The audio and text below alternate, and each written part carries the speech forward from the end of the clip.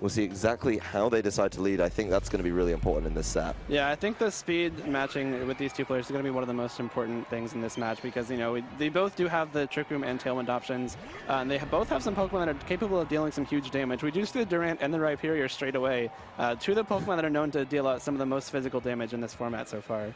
Yeah, and I mean, we're looking at it now, and it's pretty much a complete opposite. You've got the Tailwind threat of Whimsicott alongside the Durant, your big physical attacker that can deal huge amounts of damage. But on the other side of things, you are going to have the Bronzong carrying that potential Trick Room, and then a physical attacker that flourishes in those conditions. Absolutely. We'll see if there's a way to stop the Trick Room. That's always really important, and I'm not quite sure if the answer is going to be there for Bingjie right now. Does go ahead and Dynamax Durant right away. That's pretty essential in this matchup. Yeah, especially because you really don't want to be missing those attacks with Hustle, and Dynamaxing is a great way to guarantee that you are going to be hitting all those attacks, but we're going to see that Dynamax matched from Andrew with this Rhyperior coming through. Yeah, I think that's the only way to kind of counteract it as well. And then if you get the Trick Room up, you're going to be in a great position for the next couple turns. You'll use one of your Dynamax turns now, and then you can keep on going. So I think what Bingjie has on his Whimsicott is going to be important. We see an energy ball land on that Rhyperior. Huge amounts of damage. It does activate the weakness policy, so the attack is going to be pretty problematic for the rest of the game. As Steel Spike follows up from this Durant, not going to get the chance to even try and deal any damage with its Dynamax. That's a huge offensive threat removed from Andrew's side of the field. The defense going up on both Whimsicott and Durant as well. But this Bronzong is going to be free to do absolutely whatever it wants. The Bronzong will be free to do whatever it wants this turn, but losing that Rhyperior is huge on turn one. You know, oh no! Bronzong switching speed with Durant with the use of Speed Swap. Okay. So Bronzong now pretty fast as things go. That Bronzong's going to be going crazy, and this is really important because now the Charizard comes in and is going to be able to move first before the Durant, which it usually isn't able to do. Bronzong is pretty fast now, but more importantly, the Durant is very, very slow, and if Bingjie opts to go for a Tailwind with his Whimsicott this turn, it almost certainly still won't be able to outspeed that Charizard, which is really huge for Andrew. You know, he did lose that Rhyperior. Oh no! You hate to see it, Jake. The Dynamax Durant has been removed from play. It's such a brave move to say, I don't need this anymore. It's done its work. I mean, it's beaten the opposing kind of Pokemon in that regard. The Taunt landing on Bronzong, it can't Hypnosis this turn, which was the potential play. Heat Wave will come out from Charizard, though, was looking to get the knockout on that Durant, but it's just going to pick up the Whimsicott on that side. No Focus Sash, interestingly enough. Very interesting. A lot of Whimsicott usually do carry that Focus Sash item. Some opt for a Bibiri Berry, often a good check against something like Excadrill with that Iron Head. So it could be the item we see on Whimsicott on Bingjie's end, but you know, even though you really hate to see that Dynamax switch out, Bingjie got what he needed. So he traded his own Dynamax for Andrew's essentially on turn one when he was able to hit that Energy Ball and Steel Spike.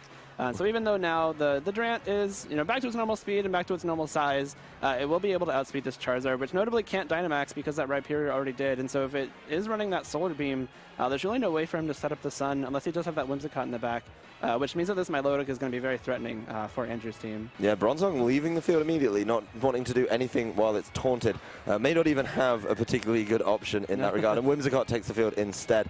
Charizard protecting does have to be concerned about this Durant, and I think Andrew really showing off a couple good ways for him to get this Charizard in a winning position. Whimsicott avoids the Rock Slide, of course. Hustle trying to boost an already slightly lowered accuracy move is going to be a bit of an ask, but Milotic's Muddy Water will land on this Whimsicott. A little bit of damage while you're there, and this could be a really quick turnaround for Andrew. You know, launch it with a Tailwind, get it going that way, and then your Charizard can do a whole lot of work. Right, so now that Andrew does have this Whimsicott out, he does have the option to Tailwind, make sure his Charizard is faster than that Durant, and make sure Charizard won't get knocked out by that Rock Slide. He does still have the Sunny Day option, so if he does, Tailwind this turn, possibly fire for Heat Wave, the turn after he could potentially go for a Sunny Day and use that Solar Beam into Milotic, which we've seen, Solar Power boosted, Life Orb boosted, very strong attack in Solar Beam, could do a pretty significant amount of damage to that Water-type Milotic. No, Whimsicott Tailwinding, no switching this turn. That Durant willing to kind of gamble on it a little bit there. Charizard will Heat Wave. Connection on Durant is going to spell the end for it. A terribly low special defense stat, getting a little bit of damage there, but, going all the way through. Milotic taking a little bit, but the burn as well is going to make it a little bit easier to knock out with the residual damage. Muddy Water coming back from the Milotic, and that is going to take an easy knockout on Charizard. Yeah.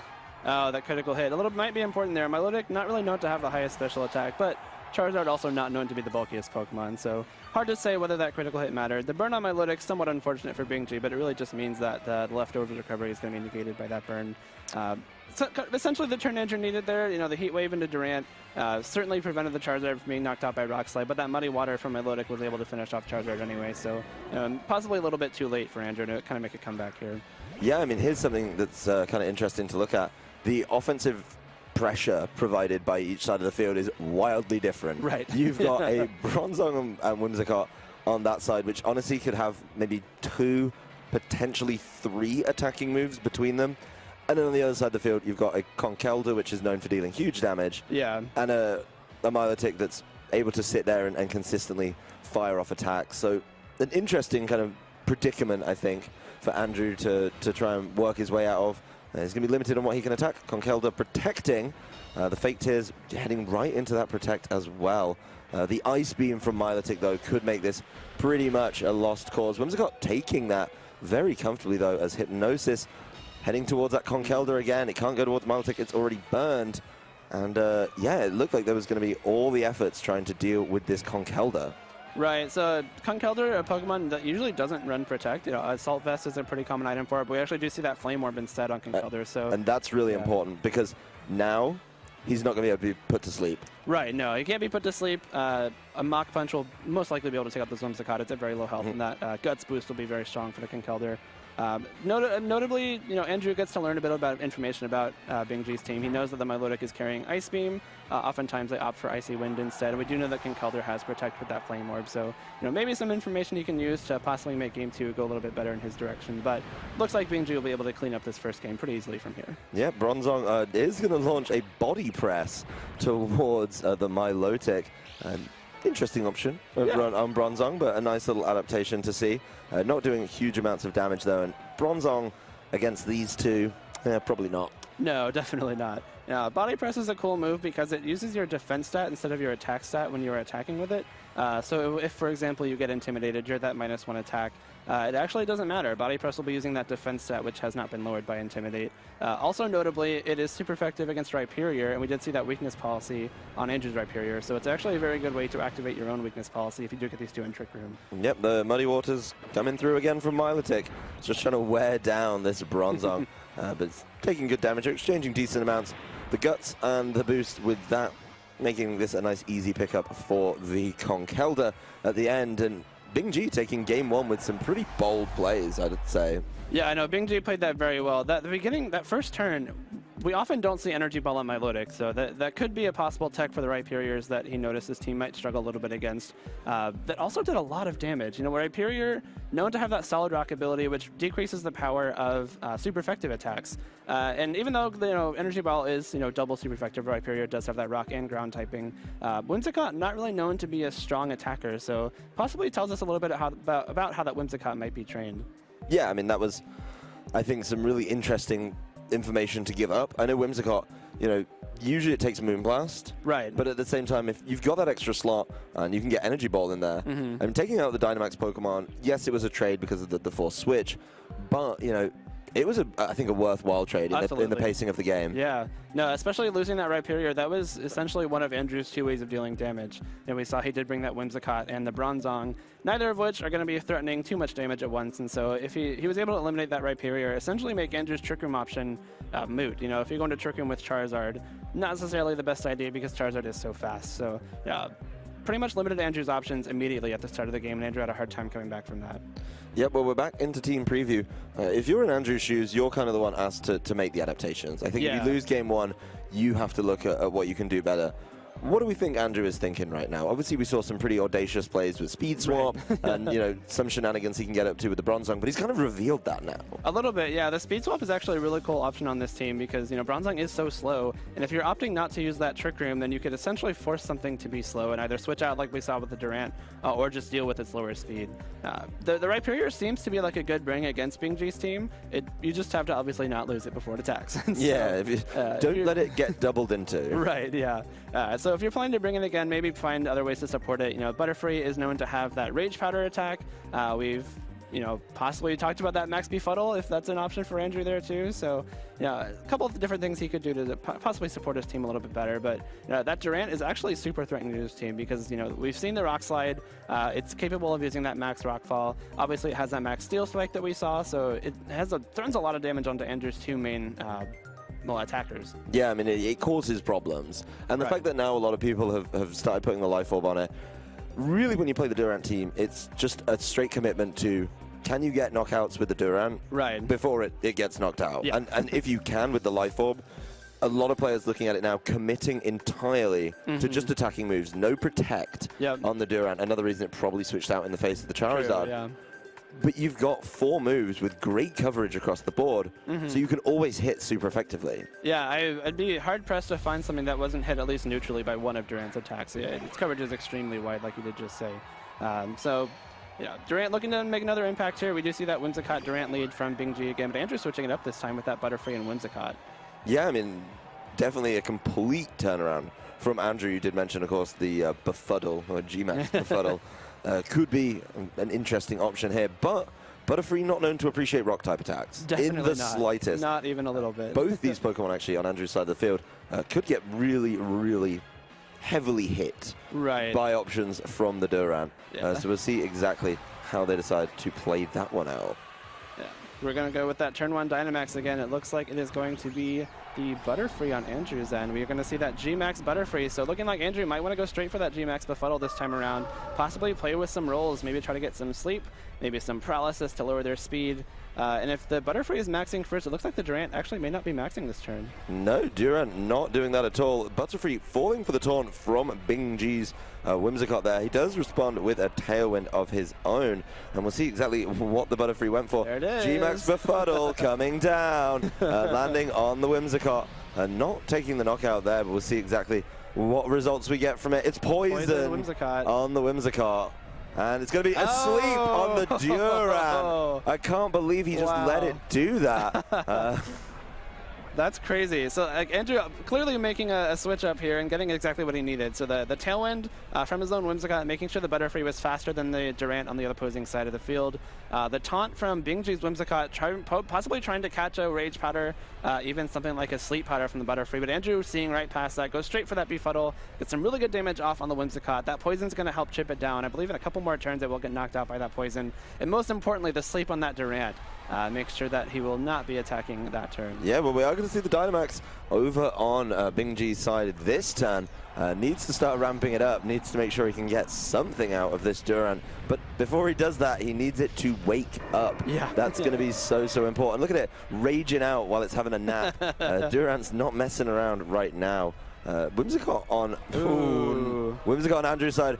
Fake tearsing the Durant as if it needed a lower special defense stat. Its special defense stat is notoriously terrible. Yes. The Bingjie's Whimsicott matching up the Tailwind. The wake up on the Durant immediately. He is launching max rockfall, and you've got to think this Butterfree is not long to stick around. And it will cling on with the Focus Sash, but most importantly, there is going to be a change in the weather because of max rockfall, and that Focus Sash isn't going to be able to prevent it from falling to that kind of, you know, backup attack there. We'll get one more Befuddle off, though, so we're going to see how much damage this does. That -2 special defense coming in really handy there. Yeah, I mean, the typing there making it real helpful, but he lands another sleep. That is absolutely bonkers. Oh, man, that's insane. So the Befuddle, you know, the Butterfree will go down to the Sandstorm here, but, you know, since Durant already attacked this turn, it is guaranteed to stay asleep this coming turn, so Andrew can bring in, you know, possibly that Charizard, possibly Rhyperior, whatever he might deem necessary at this point.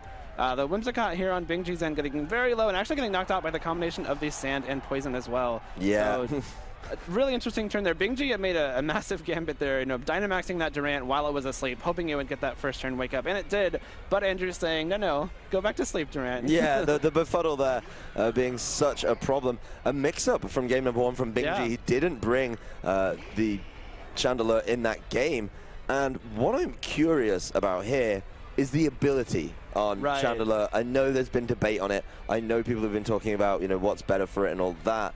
And if this Charizard's going to be launching Heat Waves like we saw in game number 1, then you're just going to make Chandelure, if it's the Flash Fire variety, a big old problem. Yeah, no, if that is carrying that Flash Fire, it will be immune to the Heat Wave and actually have its own fire type attacks boosted. And especially if Whimsicott opts the Sunny Day here, then you have a very strong Chandelure, so Andrew's got to play carefully around that. But you know, if Andrew does want to knock out this Durant, he might just have to go straight for that Heat Wave and kind of gambit with the Chandelure. You know, possibly hope that it's not Flash Fire, possibly hope that he can just weather the storm if it does end up being Flash Fire. Notably, though, the Charizard will still be faster than this Durant, so possibly have something like a flying type move to knock it out. Yeah, Charizard firing off Hurricane, connecting with the Chandelure, even in the sand. It's Chandelure clinging on right there, but it's not going to be sticking around too much longer. The follow-up, the follow-up from the Whimsicott there, Moonblast into Chandelure, taking the knockout. Andrew doing such a good job of acknowledging exactly where the threat was. Durant's still asleep, and we're just going to get a round of damage from the Sandstorm. Yeah, very good turn from Andrew. You know, the Durant did have to stay asleep that turn, so he didn't really need to risk it waking up. And knowing that Chandelure, you know, possibly carrying that Flash Fire could throw a wrench in his plans. So that Hurricane, very strong attack, and not the most accurate. I believe it's 70% chance to hit unless the weather is rainy. So we're taking a bit of a gambit with that Hurricane there. Luckily, it connects with the Whimsicott, or with the Chandelure rather, and the Whimsicott doubling it up with that Moonblast, just in case the Hurricane wasn't enough. Yeah, and I think probably the exact same turn would be great here for Andrew. Right. You know, while they weren't super effective attacks on the Chandelure, both of them would be super effective on this Conkeldurr. So if he can deal with that and Durant, you know, can stay asleep, that's going to be a problem. The sleep is going to be the big thing here. If this Durant wakes up, it might be the end for Andrew. Yeah, Whimsicott Sunny Day and getting rid of that Sandstorm, making sure the Charizard does as much damage as possible. The wake up on Durant, launching a max Rockfall immediately at this Charizard. Whimsicott. Whimsicott being brought down. Not quite sure what he was looking for there. Right. But, you know, we are going to see the Sandstorm kicking back up. The Durant taking Life Orb damage, and Heat Wave is going to connect, though, with both Pokemon over on Bingjie's side of the field. It's just going to be Conkeldurr versus 3 Pokemon for Andrew. You think that Rockfall probably wanted to go towards the Charizard? You would definitely think so. Interesting choice to target that Whimsicott, but this explains it. You know, he knew that the Thunder Punch would be able to take out the Charizard. Yeah, and so probably just opting to cover that Sunny Day option. He really didn't want the Charizard to have that Sunny Day boost. So it's still a smart play. You know, he does lose the Durant, which he didn't necessarily need to if he knocked out the Charizard. But the sand is up now. The Conkeldurr would have taken a lot more damage from that Heat Wave had the sun been up. And he is still able to knock out that Charizard just with the expense of, you know, a little bit of damage on Conkeldurr. Well, the last Pokemon on Andrew's side for this game is going to be the Rhyperior. Of course, you have to be so careful around this. We saw the weakness policy in game number 1, and there's really no way, I think, for Bingjie to safely negotiate this situation. He could try and get rid of the Whimsicott, but he is on a clock. He's going to be taking Sandstorm damage and Burn damage. So only a couple turns, and, you know, you can't weather the storm in this situation. Rhyperior protecting right now. Just wants to play it safe. Whimsicott tailwinding again, making sure this Rhyperior gets to play first exactly when he wants it. Mach Punch coming through on the Whimsicott there. It's just going to be a 1v1. But Andrew's definitely in the driving seat for it. Yeah, so even though Bingjie did Mach Punch the Whimsicott for the knockout, that's actually a very smart play on Andrew's end. He knew that the Whimsicott would be able to Tailwind before the Mach Punch thanks to that Prankster ability. And now the Rhyperior is going to be faster than this Conkeldurr, almost guaranteed. And any sort of ground type attack it might carry, like Earthquake or High Horsepower, should be able to knock it out. And here comes that Earthquake, which should be this game 2 for Andrew. Yep, there it is. There's the confirmation. Game 2 heading to Andrew Burley. Really good play, I think, across the course of that set. Some really interesting decisions, I think, from Bingjie as well on where he was targeting. I think in game 3, if he wants to bounce back and get back to where he was in game 1, we've got to shake that off and go from there. Yeah, no, Andrew playing very well. That first turn was a huge turn for him. And unfortunately, both times he got the sleep on the Durant, did wake up that first turn. So a bit unlucky, but he was able to power through it and take that game with some pretty smart play at the very end there. So it's going to be interesting to see how these players decide to go to game 3. So it seems like Bingjie had this very similar game plan. He did bring that Chandelure instead of the Milotic in game 2. And didn't really get to see what it did because it just got knocked out immediately, kind of like Andrew's Rhyperior in that first game. Yeah, I mean, it came in, got hit with Hurricane and Moonblast, and then went down. I think not bringing Milotic is actually pretty interesting here. You know, it does. Milotic does well against Rhyperior, Charizard. It has options.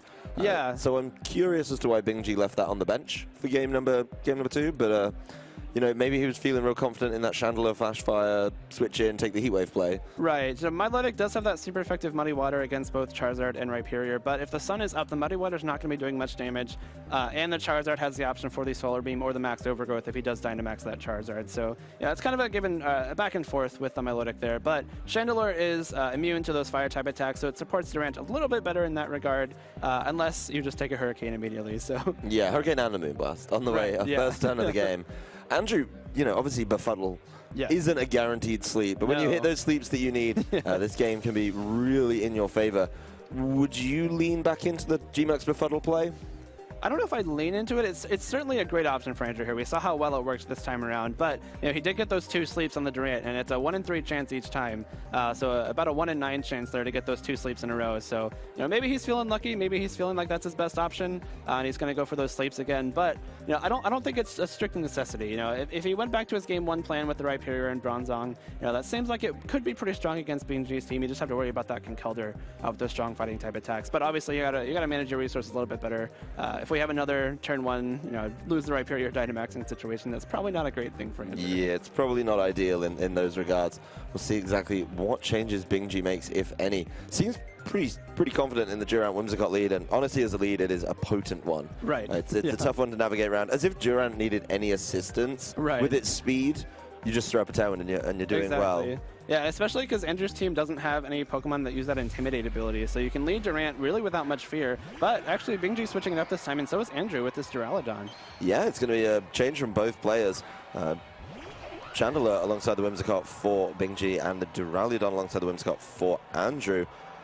This is kind of an interesting one. I mean, Chandelier's got a little bit of an edge, I'd argue, over Duraludon. Slightly, yeah. You know, they both kind of threaten each other. Duraludon is actually neutral to fire because it does have that secondary dragon typing, but it doesn't have the greatest special defense, doesn't really want to be taking fire type attacks.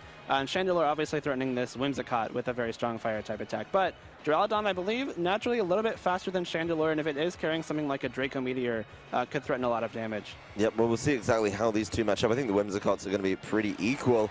Starting off with a Dynamax. In the heavy ball, it's pretty much the Duraludon there. Confirmation for those of you who are a little unsure, wants to be able to take those hits as well as possible. Duraludon Dynamaxing, something we've seen a good amount, I think, over the course of this weekend. Yeah, Duraludon, a very, very strong Dynamax Pokemon. It has access to that Draco Meteor, like I said, which is a very strong Dynamax move.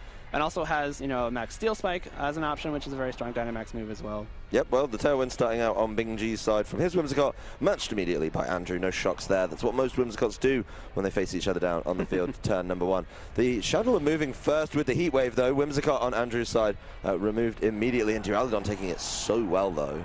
Yeah, very, very little bit of damage there on the Duraludon. Might be kind of telling of that Assault Vest item. That's a very common item on Duraludon. And Andrew, noting that the Whimsicott didn't have a Focus Sash from game 1, is able to knock it out with that Max Steel Spike. We did see the Chandelure actually outspeed the Duraludon, so that's good for both players to know. They're both in Tailwinds, those are equal conditions, and the Chandelure looks like it's trained just a tad faster than this Duraludon. Yeah, this Duraludon not the quickest and not able to get through that. Durant making its way to the field, and Rhyperior on the other side. Rhyperior's not going to be able to Dynamax in this situation, so this could be an interesting one. I think if Durant Dynamaxes now, this game could get real interesting in just how quickly Bingjie can ramp it up. I think the onus is going to be on Andrew here to switch around and maybe even try and weave in a Protector or a Max Guard to not deal with that damage. There it is, the same ball we've seen in games 1 and 2.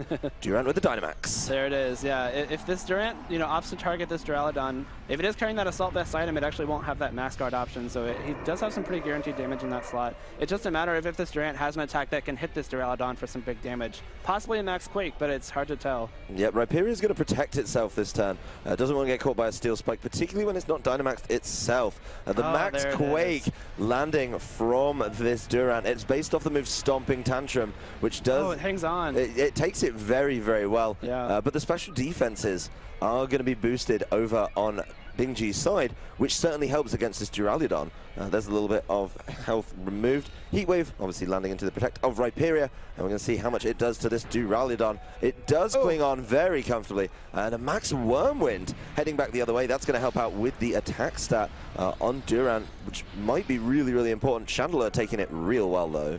Yeah, no, Chandelure does take that max warm run pretty comfortably. The attack stat lowering on the Durant is huge for this Rhyperior because now, thanks to that Solid Rock ability, it most likely will be able to survive a max Steel Spike. And even though that will raise the defenses of both these Pokemon on the opposing end, something like an Earthquake will easily finish off this Chandelure. The Duraludon surviving is really huge for Andrew because he did get that damage off on Chandelure and get that attack drop on the Durant. Well, Here comes that Steel Spike. Yeah, Durant's going for it anyway. He doesn't care about the attack drop from Max Wormwind. Very easily taken by this Rhyperior after that drop. The defense is heading up. I don't think it's going to save Chandelure, but it should be given the opportunity to go for one more attack. That might prove important. Weakness policy, popping up those attack stats, making it a real problem. The Heat Wave from Chandelure will miss Rhyperior, though. That is an issue. Rhyperior, he probably needed to fish for a burn there, to be honest. Now, the Rhyperior most likely would not have been knocked out by that Heat Wave. It does hit the important target in the Duraludon, which will prevent it from attacking this turn. Yep, Rhyperior will Earthquake, and that's going to pick up the final bit of damage needed on this Chandelure, and a good amount on Durant. Durant actually a pretty decent little attack stat there. Yeah, a decent attack stat, a pretty good defense stat too, and even though Rhyperior is at that +2 attack, the Durant is still Dynamax, so it does have that double HP, and it does have the boost from these Steel Spikes. So it looks like the Charizard's the last option for Andrew here, and even though this Charizard is probably carrying Protect, Max Rockfall does hit through Protect, and it's very strong from this Durant, so yeah, I think it might be a little difficult. I think the kind of back two, as we could call it, from Bingjie is the perfect pairing to get through these two. Charizard will protect, but you've got a Milotic with a spread water move that's going to be super effective on both of these guys. You've got Durant, which can hit with either a Rockfall or, of course, the Steel Spike. Both Pokemon protecting over on Andrew's side of the field, trying to burn out that last turn of Dynamax. Rockfall on the Charizard through a Protect is doing so much damage. That is insane damage. That Rockfall does about 25% of the damage it normally would through Protect. So you can surmise that that would have probably knocked out this Charizard 3 times over with all that damage. Yeah, I mean, that is... Imagine if he hadn't got the drop off the Max Wormwind as well. Just think about the problems that would have been causing. There's going to be a little bit of residual damage from the Sandstorm, the Rockfall setup, and I think that's important, actually. Just makes this Charizard even more manageable. On the flip side, though, it does help out the Rhyperior. It certainly does help out the Rhyperior, but I'm not even sure at the amount of health it's at. A Muddy Water from this Milotic will most likely still be able to take it out. So I think Andrew's out here is hoping for some misses. Hustle does have that nasty miss chance with any of its attacks. So if he can miss something in attacking the Charizard, possibly miss a Muddy Water into the Rhyperior, that might be Andrew's out. Yeah, we've really got to be landing those. Iron Head will connect, though, from this Durant into the Rhyperior. That will be felled. No big attacks after the weakness policy coming through right now. A little bit of health going down there. Charizard heat waving, so Durant's pretty much done for at this point. Definitely not able to take that attack. But it does mean Milotic is going to be just one-on-one with this Charizard, and if you're Bingjie, you've got to be feeling pretty good about that. Absolutely, yeah. Even if this Milotic misses the Muddy Water, the Charizard would have been knocked out by the Sandstorm. But Bingjie does connect with this Muddy Water, taking this top 4 set and landing himself a spot in his second